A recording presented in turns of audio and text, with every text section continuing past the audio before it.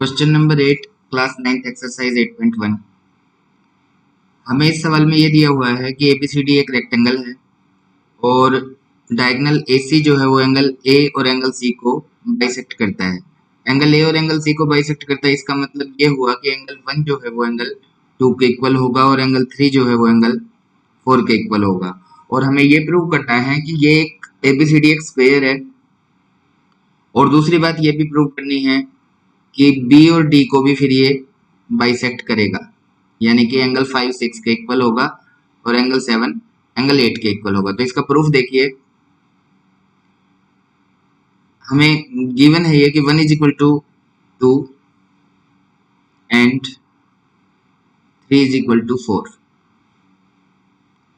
But देखिए, क्योंकि ये एक रेक्टेंगल है तो इसका मतलब ये वाली जो लाइन है डीसी ये AB के पैरेलल होगी, तो इसका मतलब एंगल 2 और एंगल 3 ये दोनों एंगल आपस में इक्वल हो जाएंगे ऑल्टरनेट होने की वजह से। तो angle 2 is equal to angle 3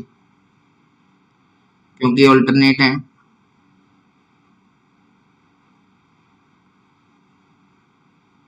तो इसका मतलब एंगल 1 2 के इक्वल है, यहाँ देखिए 1 2 के इक्वल है और 2 3 के इक्वल है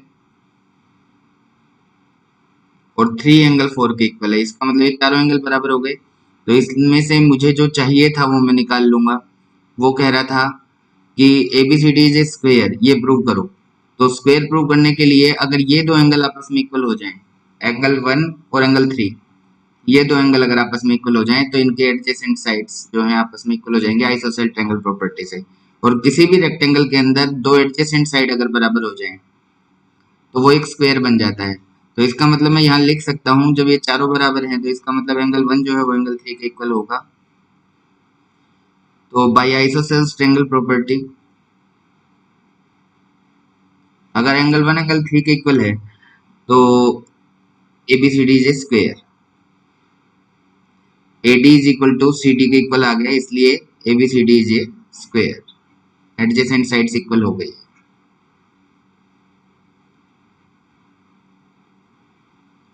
और अब हमें ये प्रूव करना है कि एंगल 5 एंगल 6 के इक्वल होगा और एंगल 7 एंगल 8 के इक्वल होगा। तो देखिए, क्योंकि ये एक स्क्वायर बन चुका है, क्योंकि ABCD इज ए स्क्वायर,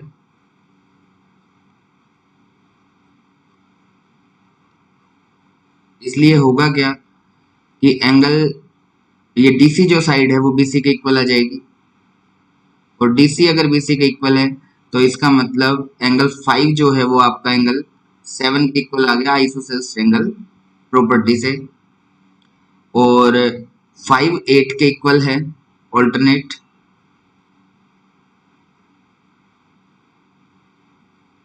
और 7 6 के इक्वल है ऑल्टरनेट।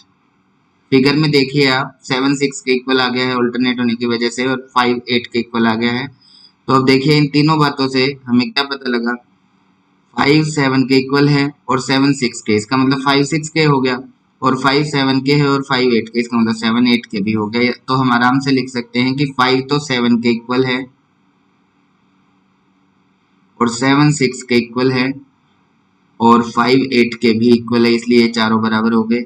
इसका मतलब चारों बराबर हो गए तो मैं इनमें से वो चीजें छांट सकता हूँ जो मुझे चाहिए। तो मुझे चाहिए था angle 5 is equal to angle 6 and angle 7 is equal to angle 8। इसका मतलब BD bisects angle B and angle D, hence proved।